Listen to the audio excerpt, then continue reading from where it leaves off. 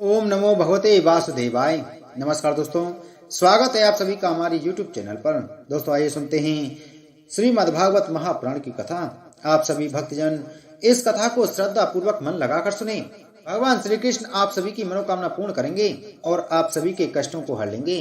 दोस्तों पिछली कथा में हमने वर्णन किया था विराट शरीर की उत्पत्ति। आज की कथा में हम वर्णन करेंगे विदुर जी के प्रश्न। श्री सुखदेव जी कहते हैं, मैत्री जी का यह भाषण सुनकर बुद्धिमान व्यास नंदन विदुर जी ने उन्हें अपनी वाणी से प्रसन्न करते हुए कहा। विदुर जी ने पूछा, ब्राह्मण, भगवान तो शुद्ध बुद्ध स्वरूप निर्विकार और निर्गुण हैं। उनके साथ लीला से भी गुण और क्रिया का संबंध कैसे हो सकता है? बालक में तो कामना और दूसरों के साथ खेलने की इच्छा रहती है, इसी से वह खेलने के लिए प्रयत्न करता है, किंतु भगवान तो स्वतः नित्य तृप्त पूर्ण काम और सर्वदा असंग हैं। वे क्रीड़ा के लिए भी क्यों संकल्प करेंगे? भगवान ने अपनी गुणमयी माया से जगत की रचना की है, उसी से वे इसका पालन करते हैं और फिर उसी से संहार भी करेंगे। जिनके ज्ञान का देश काल अथवा अवस्था से अपने आप या किसी दूसरे निमित्त से भी कभी लोप नहीं होता, उनका माया के साथ किस प्रकार संयोग हो सकता है? एकमात्र ये भगवान ही समस्त क्षेत्रों में उनके साक्षी रूप से स्थित हैं। फिर उन्हें दुर्भाग्य या किसी प्रकार के कर्म जनित कलेश की प्राप्ति कैसे हो सकती है? भगवान, इस अज्ञान संकट में पड़कर मेरा मन बड़ा खिन्न हो रहा है। आप मेरे मन के इस महान मोह को कृपा करके दूर कीजिए। श्री सुखदेव जी कहते हैं, तत्व जिज्ञासु विदुर जी की यह प्रेरणा प्राप्त कर अहंकारहीन श्री मैत्रेय जी ने भगवान का स्मरण करते हुए मुस्कुराते हुए कहा। श्री मैत्रेय जी ने कहा, जो आत्मा सबका स्वामी और सर्वथा मुक्त स्वरूप है, वही दीनता और बंधन को प्राप्त हो। यह बात युक्ति विरुद्ध अवश्य है, किंतु वस्तुतः यही तो भगवान की माया है। जिस प्रकार स्वप्न देखने वाले पुरुष को अपना सिर कटना आदि व्यापार न होने पर भी अज्ञान के कारण सत्यवत भासते हैं, उसी प्रकार इस जीव को बंधन आदि न होते हुए भी अज्ञानवश भास रहे हैं। यदि यह कहा जाए कि फिर ईश्वर में इनकी प्रतीति क्यों नहीं होती, तो इसका उत्तर यह है कि जिस प्रकार जल में होने वाली कंप आदि क्रिया जल में दिखने वाले चंद्रमा के प्रतिबिंब में न होने पर भी भासती है, आकाश चंद्रमा में नहीं, उसी प्रकार देहाभिमानी जीव में ही देह के मिथ्या धर्मों की प्रतीति होती है, परमात्मा में नहीं। निष्काम भाव से धर्मों का आचरण करने पर भागवत कृपा से प्राप्त हुए भक्ति योग के द्वारा यह प्रतीति धीरे धीरे निवृत्त हो जाती है। जिस समय समस्त इंद्रियां विषयों से हटकर साक्षी परमात्मा श्री हरि में निश्चल भाव से स्थित हो जाती हैं, उस समय गाढ़ निद्रा में सोए हुए मनुष्य के समान जीव के राग द्वेष आदि सारे क्लेश सर्वदा नष्ट हो जाते हैं। श्री कृष्ण के गुणों का वर्णन एवं श्रवण अशेष दुख राशि को शांत कर देता है। फिर यदि हमारे हृदय में उनके चरण कमल की रज के सेवन का प्रेम जग पड़े तो कहना ही क्या है? विदुर जी ने कहा, भगवान, आपके युक्ति युक्त वचनों की तलवार से मेरे संदेह छिन्न भिन्न हो गए हैं। अब मेरा चित्त भगवान की स्वतंत्रता और जीव की परतंत्रता दोनों ही विषयों में खूब प्रवेश कर रहा है।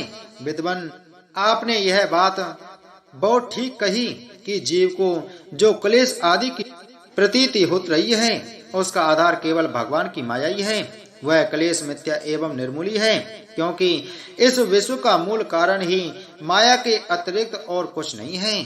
इस संसार में दो ही प्रकार के लोग सुखी हैं, या तो जो अत्यंत मूढ़ अज्ञानस्थ हैं, या जो बुद्धि आदि से अतीत सी भगवान को प्राप्त कर चुके हैं। बीच की श्रेणी के संशयापन्न लोग तो दुख ही भोगते रहते हैं। भगवान, आपकी कृपा से मुझे यह निश्चय हो गया कि ये अनात्म पदार्थ वस्तुतः है ही नहीं, केवल प्रतीत ही होते हैं। अब मैं आपके चरणों की सेवा के प्रभाव से उस प्रतीति को भी हटा दूंगा। इन श्री चरणों की सेवा से नित्य सिद्ध भगवान श्री मधुसूदन के चरण कमलों में उत्कंठ प्रेम और आनंद की वृद्धि होती है, जो आवागमन की यंत्रणा का नाश कर देती है। महात्मा लोग भगवत प्राप्ति के लिए साक्षात मार्ग ही होते हैं। उनके यहाँ सर्वदा देव देव श्री हरि के गुणों का गान होता रहता है। अल्प पुण्य पुरुष को उनकी सेवा का अवसर मिलना अत्यंत कठिन है। भगवान, आपने कहा है कि सृष्टि के प्रारंभ में भगवान ने क्रमशः महद आदि तत्व और उनके विकारों को रचकर फिर उनके अंशों से विराट को उत्पन्न किया और इसके पश्चात वे स्वयं उसमें प्रविष्ट हो गए। उन विराट के हजारों पैर, जांघें और बाएं हैं। उन्हीं को वेद आदि पुरुष कहते हैं। उन्हीं में ये सब लोग विस्तृत रूप से स्थित हैं।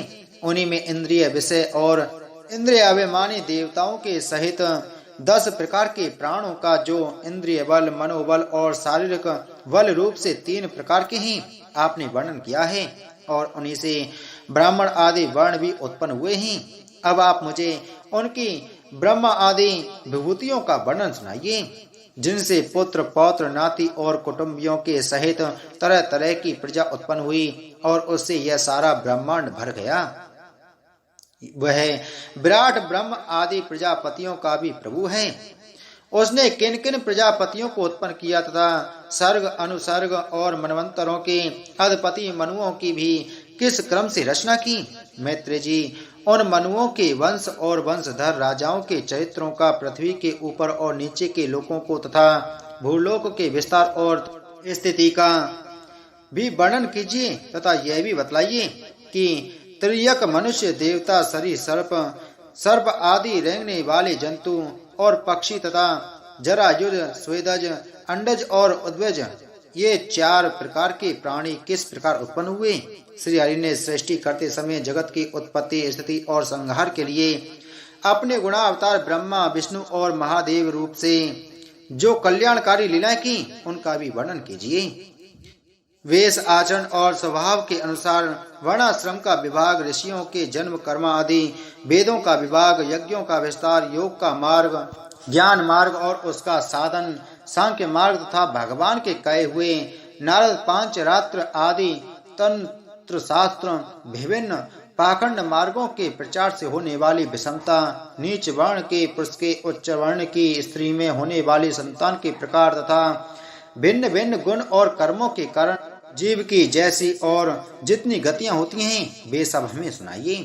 ब्राह्मण, धर्म, अर्थ, काम और मोक्ष की प्राप्ति के परस्पर अविरोधी साधनों का, वाणिज्य, दंड नीति और शास्त्र श्रवण की विधियों का, श्राद्ध की विधि का, पितृगणों की सृष्टि का तथा काल चक्र में ग्रह, नक्षत्र और तारागण की स्थिति का भी अलग अलग वर्णन कीजिए। दान, तप तथा इष्ट और पूर्त कर्मों का क्या फल है। प्रवास और आपत्ति के समय मनुष्य का क्या धर्म होता है। निष्पाप मैत्रेय जी, धर्म के मूल कारण श्री जनार्दन भगवान किस आचरण से संतुष्ट होते हैं और किन पर अनुग्रह करते हैं, यह वर्णन कीजिए। द्विजवर, दीन वत्सल गुरुजन अपने अनुगत शिष्यों और पुत्रों को बिना पूछे भी उनके हित की बात बतला दिया करते हैं। भगवान, उन महद आदि तत्वों का प्रलय कितने प्रकार का है तथा जब भगवान योग निद्रा में शयन करते हैं तब उनमें से कौन कौन तत्व उनकी सेवा करते हैं और कौन उनमें लीन हो जाते हैं। जीव का तत्व, परमेश्वर का स्वरूप, उपनिषद प्रतिपादित ज्ञान तथा गुरु और शिष्य का पारस्परिक प्रयोजन क्या है। पवित्रात्मन विद्वानों ने उस ज्ञान की प्राप्ति के लिए क्या क्या उपाय बतलाए हैं, क्योंकि मनुष्यों को ज्ञान, भक्ति अथवा वैराग्य की प्राप्ति अपने आप तो हो नहीं सकती। ब्रह्मन, माया मोह के कारण मेरी विचार दृष्टि नष्ट हो गई है। मैं अज्ञ हूँ, आप मेरे परम स्वद हैं।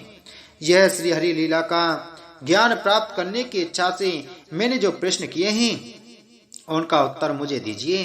पुण्य में मैत्रेय जी, भगवत तत्व के उपदेश द्वारा जीव को जन्म मृत्यु से छुड़ाकर उसे अभय कर देने में जो पुण्य होता है, समस्त वेदों के अध्ययन, यज्ञ, तपस्या और दान आदि से होने वाला पुण्य उस पुण्य के 16वें अंश के बराबर भी नहीं हो सकता।